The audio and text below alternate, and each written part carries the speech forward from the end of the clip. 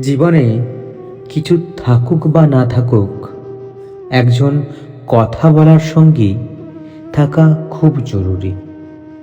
যার সঙ্গে কথা বললে ভেতরে স্বস্তি আসে, যার কাছে নিজের ক্লান্তি খুলে বলা যায়।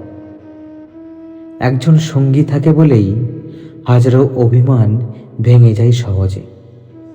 যার কণ্ঠস্বর শুনলেই মনে হয় সব কিছু আবার নতুন করে শুরু করা সম্ভব।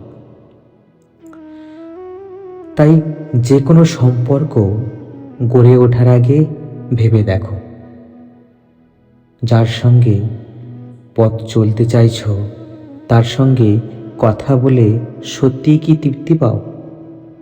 যদি সেই কথায় শান্তি না মেলে, তবে সম্পর্ক টিকবে না দীর্ঘকাল।